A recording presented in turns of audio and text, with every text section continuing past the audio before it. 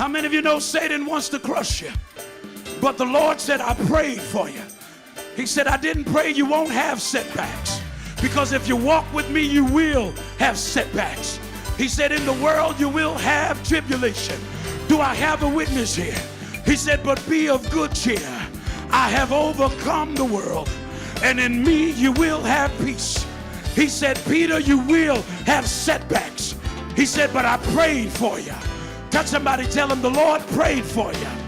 He said, why are you crying when I prayed for you? Why are you discouraged when I prayed for you? Why do you feel like you can't make it when I prayed for you? Good morning, my friends, and welcome to this, your time of decision.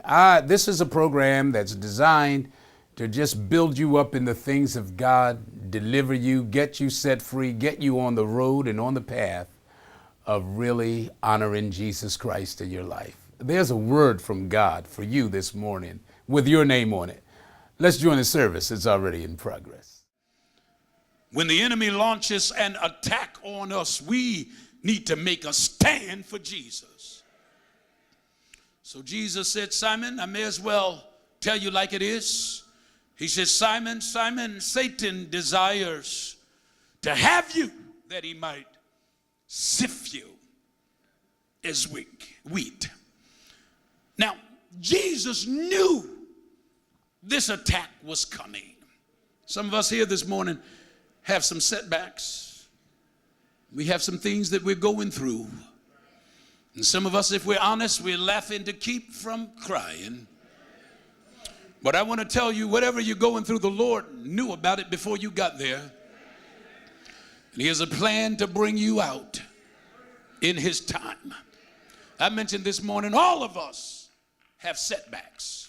And the Lord knows all about it.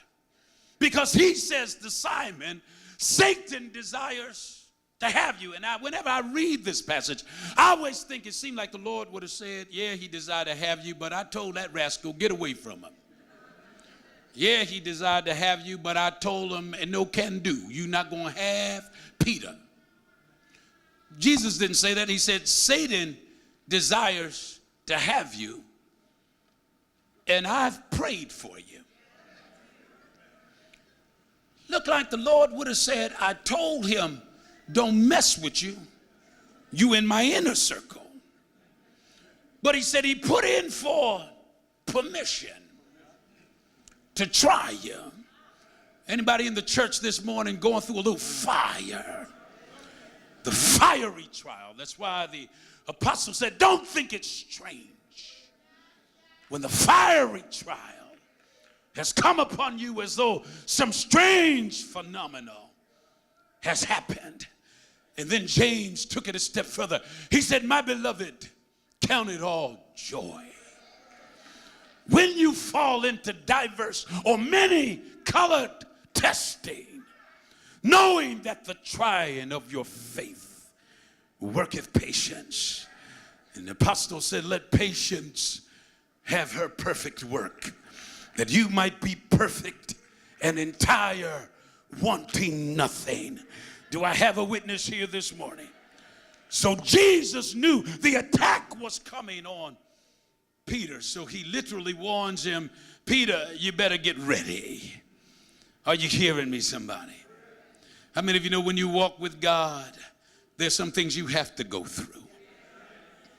If you're having some setbacks, I want to tell you God is in the setback. Ooh, man, I done discouraged somebody this morning. God is in the setback because it's going to ultimately expose his larger plan. And do I have a witness here? So he is in the setback. Tell somebody God's in the setback. He's in it. I mentioned this morning when Jesus said, Satan desires to have you. That word you in the Greek is plural, and it means all of us. So he's literally saying Satan wants to trap. He wants to trip up all of God's people. But in our lesson, the enemy targets Peter. And Jesus says, look out, Peter. You're in trouble. He said, you ought to know you're in trouble because I had to call your name twice. I mentioned that because I know when I was a kid, my mother had a saying about calling your name, especially when it was time to come in. Am I the only one had a curfew? Y'all, do they still have curfews? Because these kids, I came out, I'm old school. Any old school folk had a curfew and you hated for your mother to call you because she called you right when you were in the middle of double dutch. She called you right in the middle of the next skirt. You were jumping, and y'all remember how you used to do it? Just jumping, your bangs, your ponytails all going, and mom called you, you go, Bookie! I'd be playing football, and my mother would call, and then the guys all start shouting, roll call. Y'all remember that? Look like, I said, dang, I mean, it ain't even 9 o'clock. We playing football, and I'd have an attitude, I'm playing football. Of course, I had that attitude way up the street.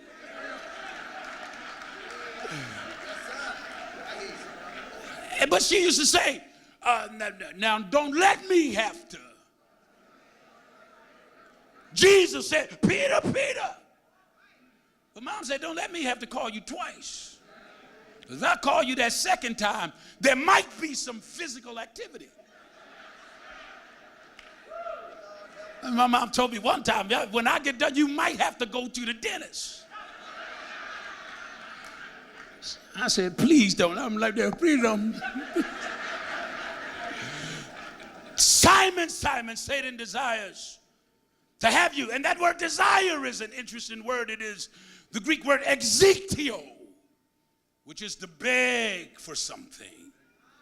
It's to demand for something. It's to get it by begging. So Jesus is saying, Peter, Satan has begged God. Let me just tell you something about that rascal, the devil. He can't do nothing unless he go to God and get permission.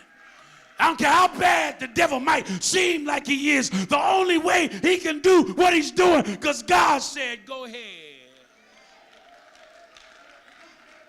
Over in Job 1, remember, the enemy appeared with the sons of God before God, and God starts boasting on Job. Have you considered my servant Job? There is none like him in all of the earth. I always say when I see that, I say, God, don't boast on me. Are you hearing me, somebody? And God said of Job, there's none like him in the earth. He's blameless and upright. He loves God and hates evil. And Satan said, you think Job served you for nothing? Then Satan said this to God. He said, I can't get to Job. I want to get to him. He was like the Temptations. Oh, y'all got to pray for him. Can't get next to you. He couldn't get next to him because he said, God, you have a hedge around. I wonder if there's anybody here that know you got a hedge. Huh? How many of you know you are hemmed in? So if the devil trying to get you, he's got to get permission. But if God gives him permission, God also gives you provision. I can't get no help here. I need about 2 or 3 people that understand this morning. Lean over and tell somebody your setback is a setup. It's a setup.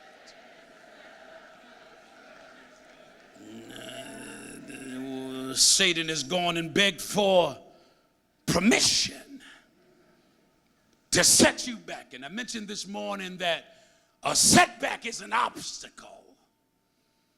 It's a stumbling block. It's when you have, some of us are linear. I always say that about life. Life is linear. I always say this about life. You're either moving forward or you're moving backward. That's why in this church, we have a linear direction. We're moving forward in the kingdom of God. Do I have a witness here? One writer said you're moving forward or you're moving backward, but you're never standing still. Are you hearing me, somebody? So when it seems like you're under attack, you've got to understand that you're having some setbacks, but God's got a reason for your setbacks. Your setback is a delay. You've got your mindset on exactly where you're going. And then all of a sudden there's a delay. There is a checking of your progress. You know what a check is? A check is when something hits you. You're running, something hits you and it stopped and you looking around. That's because you've been checked. You got some folk in the church, you got to check them. Do I have a witness here? Don't check nobody. Are you hearing me, somebody? The setback is the delay, and some of us start asking questions. Why does it seem like I'm always under attack? Why does it seem like folk always turn on me? Why are my finances always under attack?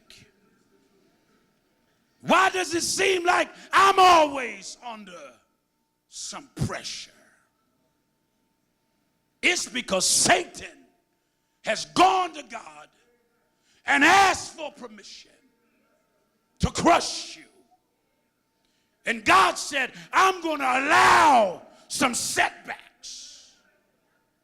But I want you to understand that the setback is going to set you up.